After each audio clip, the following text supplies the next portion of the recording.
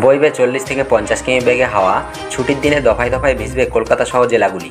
কলকাতা শহর সহ সমগ্র দক্ষিণবঙ্গবাসীর অপেক্ষার অবসান ঘটিয়ে প্রবেশ করেছে বর্ষা। তাপপ্রবাহ কাটিয়ে এখন বৃষ্টি। মেঘলা আকাশ দেখার সুযোগ পাচ্ছে না বাংলার মানুষের।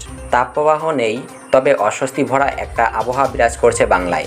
যাই হোক, আবহাওয়া দপ্তরের পূর্বাভাস, আগামী কয়েকদিন বিক্ষিপ্তভাবে হালকা থেকে মাঝারি বৃষ্টির সম্ভাবনা রয়েছে। সকলের মুখে এখন প্রশ্ন, আজ রবিবার 23শে জুন কি কলকাতা সহ দক্ষিণবঙ্গের জেলাগুলিতে বৃষ্টি নামবে? আলিপুর আবহাওয়া দপ্তর জানিয়েছে 21 থেকে 27শে জুন কলকাতায় বজ্রবিদ্যুৎ সহ হালকা থেকে মাঝারি বৃষ্টি হবে। আগামী 2 দিন গাঙ্গেয় পশ্চিমবঙ্গে দিনের তাপমাত্রা 2 থেকে 3 ডিগ্রি সেলসিয়াস কমতে পারে বলে জানিয়েছে আবহাওয়া দপ্তর। আজ রবিবার শহর কিংবা জেলাগুলিতে ভারী বৃষ্টি না হলেও স্বস্তি দেওয়ার মতো বৃষ্টি হবে খানিকটা। অর্থাৎ আজও অল্পতেই খুশি থাকতে হবে সকলকে। আজ বৃষ্টির পাশাপাশি তাপমাত্রা বেশ খানিকটা কমবে বলে জানিয়েছে আলিপুর আবহাওয়া দপ্তর।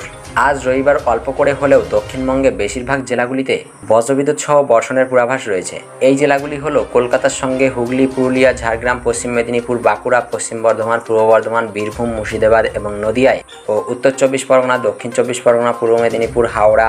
সেই সঙ্গে বইবে 30 থেকে 40 কিমি বেগে ঝড়ো হাওয়া। দক্ষিণবঙ্গে বর্ষা দেরিতে ঢুকলেও উত্তরবঙ্গে সময়ের অনেক আগেই বর্ষা ঢুকে যায়। প্রত্যেক দিনই ভারী থেকে অতি ভারী বৃষ্টিতে ভিজছে উত্তরবঙ্গের জেলাগুলি। আইএমডি জানিয়েছে উত্তরবঙ্গের আলিপুরদুয়ার, কোচবিহার, জলপাইগুড়ি, কালিম্পং এবং দার্জিলিং জেলার ইতিমধ্যে বর্ষা ঢুকেছে, যে কারণে দফায় দফায় সেইখানে বৃষ্টি হচ্ছে। এদিকে সিকিম ও উত্তরবঙ্গে বর্ষার জেরে বেশ কিছু এলাকায় বন্যার পরিস্থিতি তৈরি হয়েছে। উত্তর সিকিমে এখনও বহু পর্যটক আছেন যারা আটকে আছেন। আমাদের কাছে আপনাদের সময়ের দাম রয়েছে, তাই আমরা অযথা খবর দিই না, আমরা দিয়ে থাকি পয়েন্ট খবর। আমাদের এই শর্ট নিউজ আপনাদের কেমন লেগেছে তা নিচে কমেন্ট করে জানাবেন। ভিডিওটি ভালো লাগলে অবশ্যই একটি লাইক এবং সাবস্ক্রাইব করবেন।